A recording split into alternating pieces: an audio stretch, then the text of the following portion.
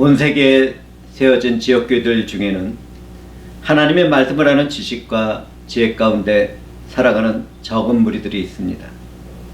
이런 무리들은 자기가 받은 은사와 능력이 적음에도 예수 그리스도를 사랑하며 그분의 말씀에 순종하는 최선의 삶을 살아갑니다. 저는 예배를 드리고 있는 우리도 이런 무리들 중에 하나라는 생각을 해봅니다. 세상의 다양한 사상과 이론이 교회에 흘러들어온 현대에도 우리와 같은 무리들이 남아있다는 것은 하나님의 은혜입니다. 최근에 우리는 성령이 교회들에게 전하는 말씀을 나누고 있습니다. 오늘은 빌라델비아 교회에 대한 말씀을 나누게 되었습니다. 빌라델비아 지역은 상업도시였으며 포도 재배지로 유명했습니다. 이 도시에 세워진 빌라델비아 교회는 서머나 교회처럼 주님께 칭찬만 듣는 충성스러운 교회였습니다. 비교적 여유 있는 생활을 하던 빌라델비아 교회에도 서머나 교회처럼 예루살렘에서 도피해온 사람들이 있었습니다. 그렇지만 이들에게는 서머나 교회처럼 목숨을 잃을 정도로 핍박을 당하는 일이 없었습니다. 거룩하고 진실하신 예수 그리스도는 빌라델비아 교회의 말씀을 전하도록 했습니다. 우리는 예수 그리스도가 거룩하고 진실하시다는 것을 통하여 그분의 완전한 신성을 바라보게 됩니다. 우리 주 예수 그리스도는 태초의 말씀으로 세상을 창조하신 하나님의 아들입니다. 하나님과 함께 하시던 이 말씀이 죄와 사망의 저주에 빠져있던 세상을 구원하려고 육체의 옷을 입고 이 세상에 들어오셨습니다. 예수 그리스도는 태초부터 하나님과 함께 하셨던 하나님의 아들이며 구속을 성취하는 새 언약의 주인이었습니다. 우리 주 예수 그리스도는 하나님의 뜻을 따라 십자가 위에서 죽임을 당하심으로 우리를 향한 하나님의 사랑과 공의를 완성하시고 부활 승천하셨습니다. 주님은 종말의 때를 살아가는 교회들을 위하여 환상 가운데 사도 요한에게 나타나시고 말씀을 전하도록 하셨습니다. 요한은 우리가 살펴보고 있는 계시록의 말씀을 성령으로부터 받아서 우리에게 전하고 있었습니다. 거룩하고 완전한 하나님이 죄와 사망에 빠진 인류를 구원하시려고 완전한 사람이 되셨습니다. 이분은 우리 주 예수 그리스도이십니다. 성경에는 다윗의 열쇠를 소유하신 예수 그리스도를 기록하고 있습니다. 그렇다면 다윗은 어떤 인물입니까? 구약 성경을 살펴보면 하나님의 뜻에 합당한 삶을 살아가며 단 한 번도 전쟁에 패하지 않은 다윗은 그리스도의 왕권을 예표하던 인물이었습니다. 또한 다윗의 집은 약속된 하나님 나라를 상징하고 있었습니다.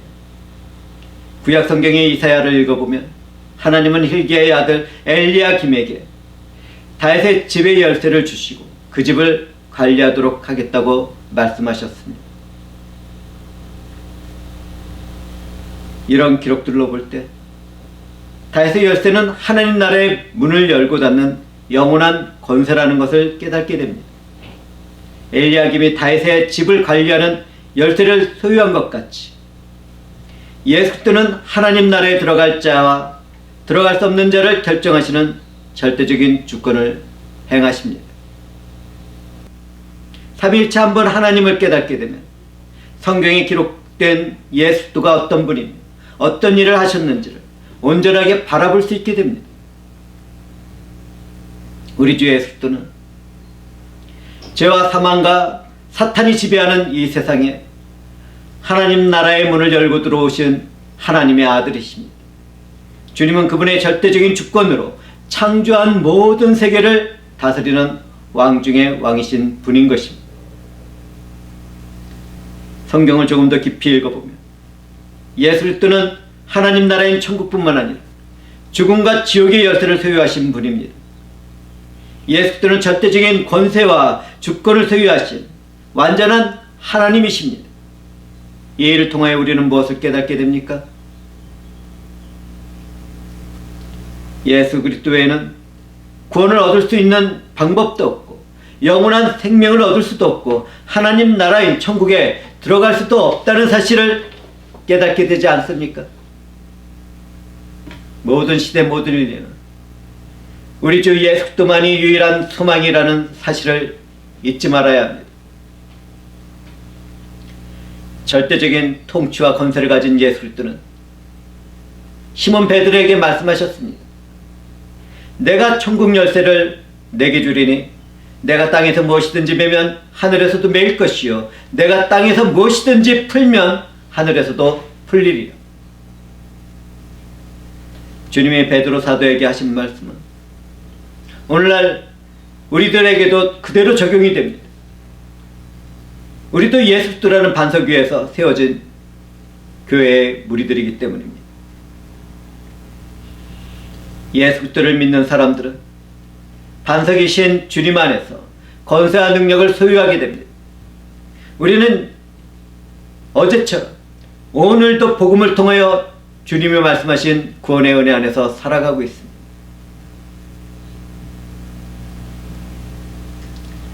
예수 그리스도는 충성스러운 믿음으로 살아가는 빌라델비아 교회의 지체들을 위해서 하늘의 문을 활짝 열어놓으셨습니다. 주님이 열어놓은 문은 하나님 나라인 천국으로 들어가는 통로입니다. 누구든지 예수 그리스도를 믿게 되면 그분의 일을 힘입어 하나님과의 영적인 유죄를 나누며 그분의 자녀로서 하나님 나라에 들어가는 특권을 받게 됩니다. 주님이 열어놓으신 그 문은 닫을 사람은 단 한 사람도 없습니다. 예수 안에서 구원을 받은 사람들은 그 구원을 잃어버리지 않습니다. 절대로 잃어버리지 않습니다. 그런데 누군가 교회에 속했다가 세상으로 돌아갔습니까? 사이비야 이단에 빠졌습니까? 다른 종교로 개종했습니까? 그렇다면 그 사람은 하나님이 선택한 사람이 아닙니다. 그런 사람들은 예수 그리스도를 믿으려고 내가 선택하고 내가 결단을 내렸다는 종교인들일 뿐입니다. 기독교인들은 내 판단과 생각으로 누가 구원을 받았는지 받지 않았는지 결정하거나 선포해서는 안 됩니다. 우리는 인간의 방식이나 종교적인 행사로 구원을 받았다고 선언하는 행위를 절대로 하지 말아야 합니다.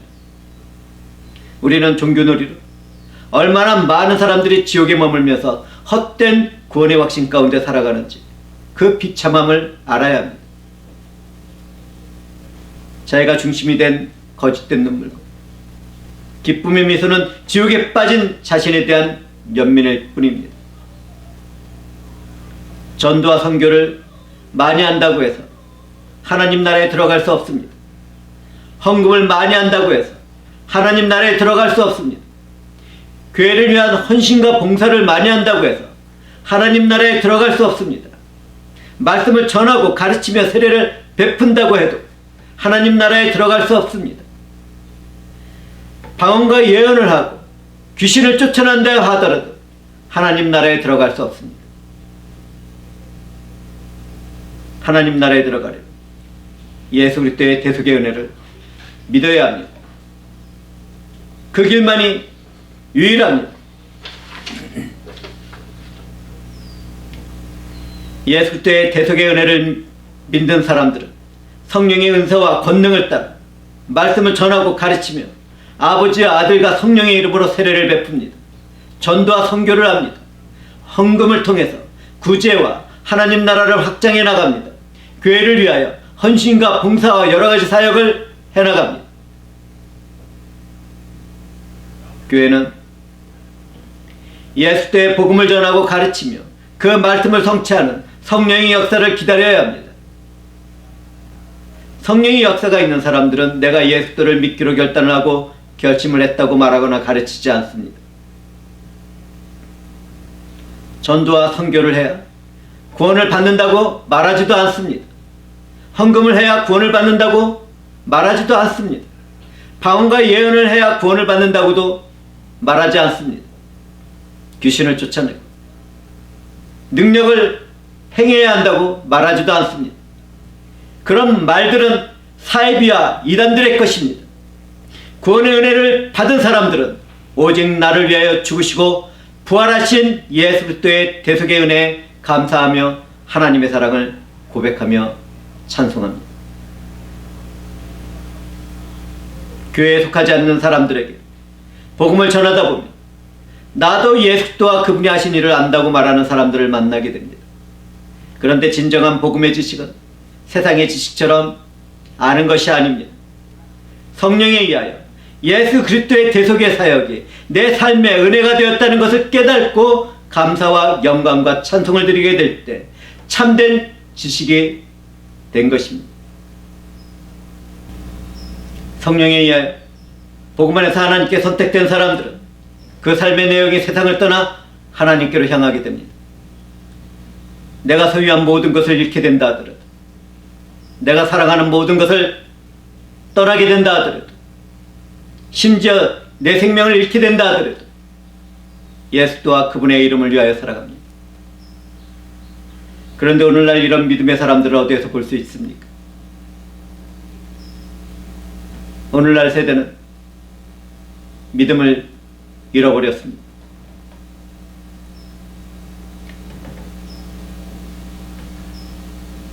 빌라델비아 교회의 무리들은 능력이 적었습니다. 이들은 하나님께 받은 재능이나 은사가 적었던 무리였습니다. 이들은 사회적으로나 경제적으로나 무엇인가를 성취하는 능력에서도 뛰어나지 않았습니다. 그럼에도 이들은 적은 능력 가운데서도 주님의 말씀에 순종하며 그분을 배반하지 않았습니다. 저는 주님께 칭찬을 받는 이들의 삶을 바라보며 우리들의 삶을 살펴보게 되었습니다. 오늘날 많은 사람들은 하나님께서 부어주신 은사와 능력을 간구합니다. 사실 저 또한 같은 일을 한 사람이라는 것을 고백합니다. 그런데 우리는 이것을 알아야 합니다. 내 생각과 힘으로 무엇인가를 하려고 하기보다는 하나님과 그분의 말씀에 순종하는 살아가는 일이 우선되어야 합니다. 빌라델비아 교회의 지체들은 사회적으로나 경제적으로도 실패자의 삶을 살아갔습니다. 그렇지만 그들이 그렇게 된 것은 믿음의 결과였습니다. 그들은 자신들에게 유익이 되는 우상 숭배를 멀리했습니다. 부도덕한 경제 행위로 돈을 벌려고 하는 일을 하지 않았습니다. 그들은 세상이 주는 그 어떤 유익과 만족을 추구하지 않았습니다.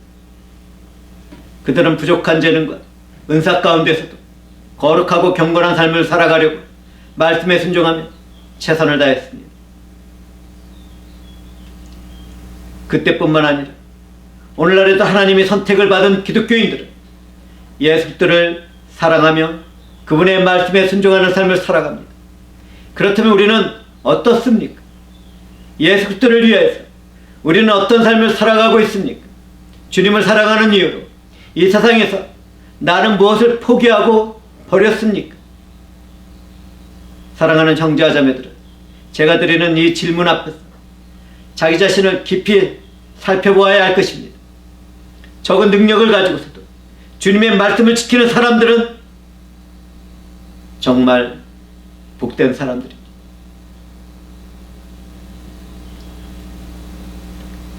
주님은 유대인들의 일부를 사탄의 해당이라고 말씀하셨습니다. 그들은 혈통적으로는 유대인이었지만 믿음으로는 하나님을 떠난 사람들이었습니다. 그들은 생명의 빛이 되신 예수 그리스도를 거부하고 멸시하며 십자가에 못 박는 일을 행함으로 사탄의 회당이 되었습니다. 그들은 그 후에도 예수를 핍박하고 죽인 것처럼 그분을 따르는 믿음의 사람들을 핍박했습니다. 그들은 당을 짓고 진리를 따르지 않고 불의를 행하고 있었습니다. 하나님은 종말의 때에 그 무리들을 향하여 진노하시고 심판하실 것입니다. 이미 예수 그리스도를 통해서 들어온 현재적인 하나님 나라에서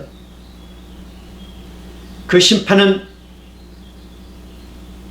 이루어졌지만 그 종말에 있게 될 일들은 정말 심각할 것입니다.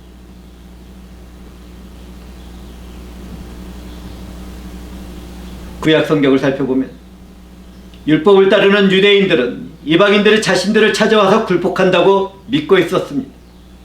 그렇지만 그리스도께서는 그들의 생각과 달랐습니다.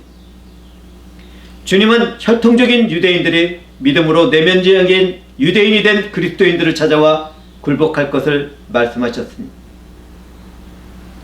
주님은 그 일을 통하여 그분이 선택한 사람들을 사랑하는 줄을 알게 하리라고 말씀하셨습니다. 우리는 믿지 않는 유대인들 중에서 일부가 회개하고 복음을 받아들이고 교회에 들어오게 되는 일들을 바라보고 있습니다. 주님의 말씀이 성취되고 있는 것입니다. 주님은 아주 적은 능력으로도 충성의 삶을 살아간 빌라델비아 교회에는 더 이상 연단이 필요 없다고 말씀하셨습니다. 빌라델비아 교회는 그리스도께서 재림하실 때 이 말 하나님의 진노의 심판하에서 제외되는 축복을 받았습니다. 빌라델비아 교회는 천국의 문이 열려 있었습니다. 세상이 시험을 받을 때에도 그 일이 면제되었고 면류관도 주어졌습니다. 이처럼 누구든지 예수 그리스도와 연합된 삶을 살아가며 인내로 말씀을 지킨다면 시험의 때가 면제될 것입니다. 인내함으로 그리스도의 재림을 기다리는 사람들은 정말 복된 사람들입니다. 그러므로 기독교인들은 십자가에 못 박혀 죽으시기까지 우리를 사랑하신 예수 그리스도를 사랑하며 어떤 환경과 처지 가운데서도 인내의 삶을 살아가야 하겠습니다. 기독교인들은 주님을 믿어 하나님께 영광을 돌리고 하나님은 성도들을 지키심으로 은혜의 언약을 성취하십니다. 우리가 끝까지 믿음을 지킬 수 있는 것은 주님의 은혜입니다. 예수를 믿는 사람들은 대환난의 때에도 끝까지 보호를 받습니다. 그리스도의 보혈로 구원을 받은 사람들은 종말의 때의 순교의 자리에 이르게 되더라도 배교하는 자리에 빠지지 않고 주께서 승리를 거두도록 역사하십니다. 이것을 깨닫는 기독교인들은 처음부터 끝까지 구원하시며 영적인 교제를 나누시는 하나님께 감사와 영광과 찬송을 올려드려야 하겠습니다. 최후의 승리를 얻는 그날까지 믿음으로 인내하는 우리들은 하나님의 백성이며 자녀들입니다.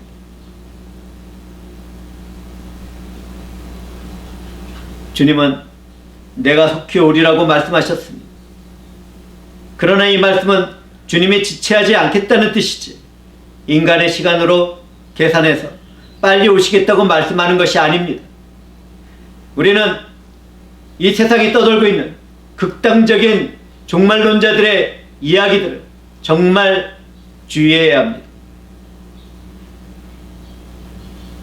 예수 그리스도의 재림은 언제든지 임할 수 있습니다. 예수 그리스도의 재림은 하나님의 사랑과 은혜를 거절한 악한 자들을 심판하기 위한 것입니다. 그렇지만 충성스러운 빌라델비아 교회는 축복의 재림을 약속하셨습니다.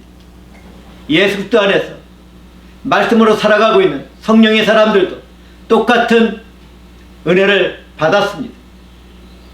주님은 빌라델비아 교회를 향하여 지켜온 믿음을 더 굳게 지키라고 권면하셨습니다. 오늘날 우리들에게도 주님은 똑같은 말씀을 하고 계십니다. 주님은 승리한 사람들에게 이미 받은 면류관을 빼앗기지 말라고 말씀하셨습니다. 구원의 복음을 받고 믿음으로 살아가는 사람들에게는 면류관이 주어집니다. 우리는 믿음 안에서 깨어 살아가야 합니다. 경기장에서 선수가 받을 상을 잃지 않기 위해서 끝까지 최선을 다하는 것처럼 이에 면류관을 받은 우리들도 최선의 삶을 살아가야 하겠습니다. 믿음 안에서 살아가는 우리가 해야 할 일은 이미 받은 상급을 지키는 것입니다. 이 세상과 악령들은 하나님의 자녀가 된 사람들도 미혹하고 핍박하며 넘어지도록 일을 꾸밉니다. 이 일을 깨달은 성도들은 구원의 확신 가운데 영적인 전투를 수행하는 삶을 살아가야겠습니다. 우리가 죽기까지 세상과 내 안에 있는 죄와 싸워나간다면 이미 받은 면류관을 빼앗기지 않게 될 것입니다. 주님은 이기는 자는 하나님의 성전의 기둥이 되게 하시겠다고 말씀하셨습니다. 빌라델비아 지역에서는 지진이 자주 있었습니다. 사람들은 지진이 지나가고 난 후에 남아있는 기둥들을 바라보았을 것입니다. 그들은 이기는 자는 하나님의 성전의 기둥이 되게 하신다는 말씀이 무엇을 뜻하는지 선명하게 기억할 수 있었을 것입니다. 그리스도 안에서 승리하는 기독교인들은 교회를 보존하는 기둥과 같은 역할을 감당합니다. 그런데 한 건물의 기둥이 되려면 잘려지고 다듬어지는 과정을 거쳐야 합니다. 하나님은 그 일을 이루시기에 지금도 우리를 연단하고 계십니다. 허물과 죄로부터 떠나도록 하시는 하나님께서는 고난과 시련의 때를 살아오도록 우리를 인도해 오셨습니다. 정말 그와 같은 삶을 살아가는 우리들은 복된 무리들입니다. 우리는 잠시 주어진 고난의 삶을 통해서 하나님이 세우신 교회와 그분의 나라의 기둥이 되었습니다. 이처럼 기둥이 된 우리들은 종말의 날에 시험과 심판을 받지 않게 될 것입니다. 우리는 구약 성경에서 예루살렘의 두 기둥을 발견할 수 있습니다. 하나는 야긴이었고 다른 하나는 보아스였습니다. 야긴은 그가 세우신다는 뜻을 가지고 있습니다. 솔로몬이 건축한 예루살렘 성전과 다윗 왕조를 세우시고 보존하시는 분은 하나님이었습니다. 보아스는 그의 능력이라는 뜻을 가지고 있습니다. 솔로몬이 건축한 예루살렘 성전과 다윗 왕조에게 힘을 주시는 분은 하나님이셨습니다. 이처럼 하나님의 교회와 그분의 나라에 세워지는 기둥들은 하나님의 절대적인 주권 안에서 은혜로 세워집니다. 이러한 성경의 기록들을 통해서 우리는 참된 기독교인들이 구원에서 제외되지 않는다는 사실을 발견하게 됩니다. 우리가 잡은 믿음의 손은 하나님을 놓기도 하지만 하나님이 잡으신 우리의 손은 절대로 놓으시는 법이 없습니다. 예수 그리스도 안에서 이루어진 하나님의 사랑에서 우리를 끊을 수 있는 것이 어디 있겠습니까?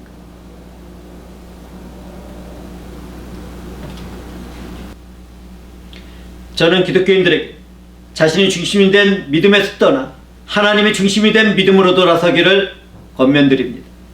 나의 부족함과 무능함과 소망 없음을 하나님께 고백하며 오직 예수 그리스도만이 유일한 소망이며 능력이라는 것을 간구하시기 바랍니다. 새 예루살렘 성은 하늘에서 내려오는 하나님의 나라입니다. 아니, 하나님 그분 자체입니다.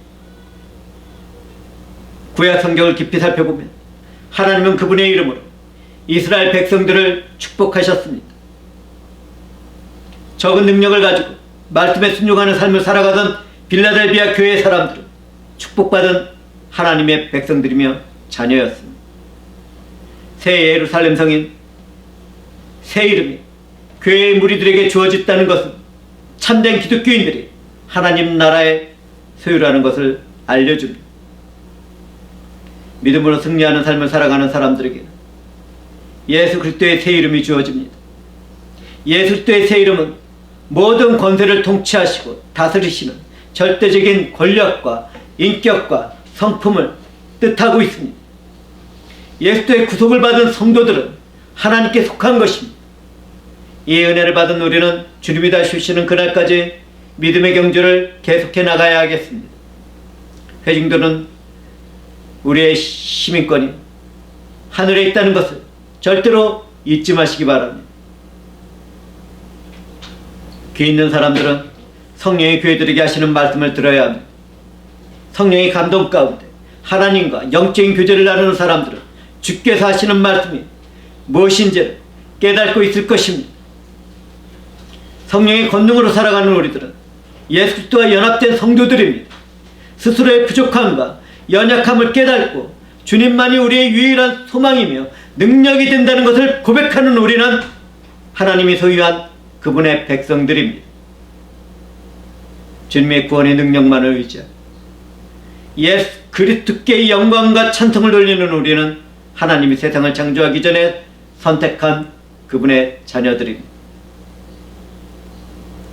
기독교인들은 성령이 부어주신 재능과 은사를 자랑하거나 남용하지 말아야 합니다. 오직 주 예수 그리스도와 그분의 복음을 증거하며 교회의 유익과 성도들의 유익을 위하여 사용해야 하겠습니다. 말씀 안에서 예수 그리스도와 그분의 이름을 위하여 충성스러운 믿음의 삶을 살아가는 우리는 참으로 복되고 존귀한 자들입니다.